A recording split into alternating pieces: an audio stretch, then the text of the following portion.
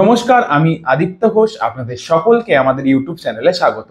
আজকে আমরা আলোচনা করব সেবির একটি নতুন নিয়ম নিয়ে এবং সেবি এই নিয়মটিকে কিভাবে লাগু করবে সে বিষয়ে আমাদের ফিডব্যাক নেওয়ার জন্য একটি অনলাইন ফর্ম চালু করেছে। আমি এই ভিডিওতে আপনি কিভাবে সেই ফিডব্যাক ফর্মটি ফিল আপ করবেন সেটিও আপনাদেরকে লাইভ করে দেখাবো। সেবি তার নতুন নিয়মে ডিম্যাট অ্যাকাউন্টে শেয়ার ট্রান্সফারের পদ্ধতিতে কিছু চেঞ্জেস করতে চলেছে।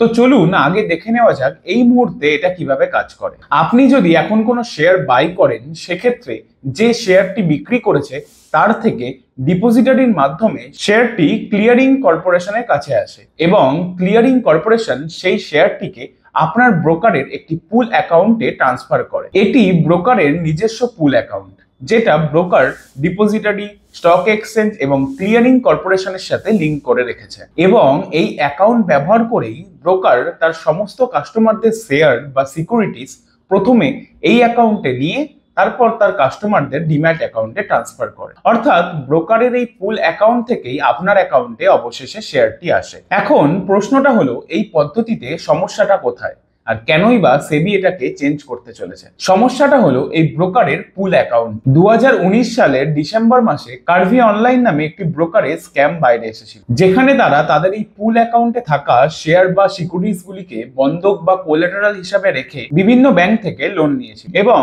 সেই টাকাটিকে তাদেরই বিভিন্ন কোম্পানিতে ট্রান্সফার করেছিল। এই ঘটনাটিতে এই ব্রোকারের প্রায় 83,000 কাস্টমারের প্রায় 2,300 কোটি টাকার শেয়ার ফেসেছিল। এই কারণেই সেবি এই পদ্ধতিতে কিছু চেঞ্জেস আনতে চলেছে, যেখানে এই ধরনের ঘটনা আর ঘটার কোনো সম্ভাবনাই থাকছে না। চলুন দেখা যাক সেবির এই নতুন নিয়ম কি বলছে। এই নিয়মটি লাগু হওয়ার পর যে শেয়ারটি আপনি কিনবেন সেটি ডিপোজিটারির মাধ্যমে ক্লিয়ার কর্পোরেশনের থেকে ব্রোকারের পুল অ্যাকাউন্টে না গিয়ে সরাসরি আপনার ডিম্যাট অ্যাকাউন্টে ট্রান্সফার করা হবে। অর্থাৎ ব্রোকারের এক্ষেত্রে কোনো গুরুত্ব থাকলো না।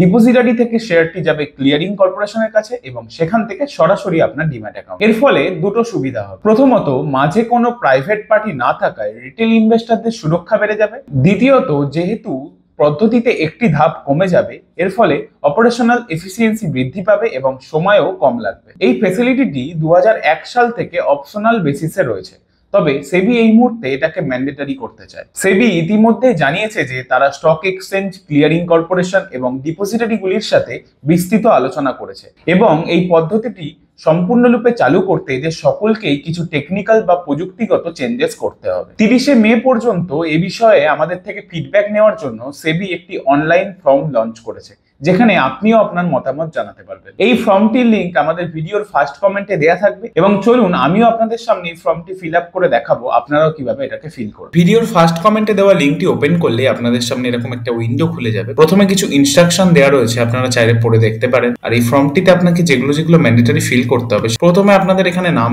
দিতে হবে, এখানে মোবাইল নাম্বার এবং এখানে ইমেল অ্যাড্রেস। তারপর এখান থেকে কান্ট্রি ইন্ডিয়া চুজ করে নেবেন এবং স্টেটে আপনাদের যা স্টেট রয়েছে সেটা চুজ করে নেবেন এবং এখান থেকে আপনাদের সিটিটাও চুজ করে নেবেন এবং অর্গানাইজেশন টাইপে এখান থেকে ইনভেস্টর চুজ করতে পারেন এবং অর্গানাইজেশন নেমে আপনার নামই লিখে দিতে পারেন। এবং এগুলি চুজ করার পর এখানে আপনি মাঝের অপশনটি চুজ করবেন, যার শেষে লেখা রয়েছে pay out of securities directly to client demat account এবং রেগুলেশনে নট অ্যাপ্লিকেবল এবং প্রপোজালে এখান থেকে প্রথমটা চুজ করবেন, pay out of securities directly to the client demat accounts by CC মানে ক্লিয়ারিং কর্পোরেশন। এগুলি সব চুজ করার পর আপনি এর সাথে কতটা এগ্রি এখান থেকে চুজ করবেন। আমি স্ট্রংলি এগ্রি চুজ করেছি এবং do you want to add comment মানে আপনি কি এর সাথে আর কিছু কমেন্ট অ্যাড করতে চান? যদি ইয়েস হয় তাহলে ইয়েস করে কমেন্ট লিখতে পারেন এবং নো করলে নো। তারপরে এখানে যে নাম্বারটা লেখা থাকবে সেম টু সেম এর নিচে লিখে সাবমিট করতে হবে। প্রথম প্রপোজালটি চুজ করার পর সবকিছু সিলেক্ট করে সাবমিট করলেও আপনার এটি সাবমিট হবে না। এর কারণে আপনাকে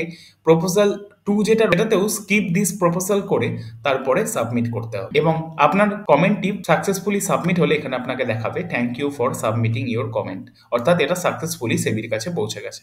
ভিডিওটি ভালো লাগলে অবশ্যই একটা লাইক করে দেবেন এবং এই নিয়ে আপনাদের কোনো কোশ্চেন থাকলে অবশ্যই সেটা কমেন্টে জানাবেন।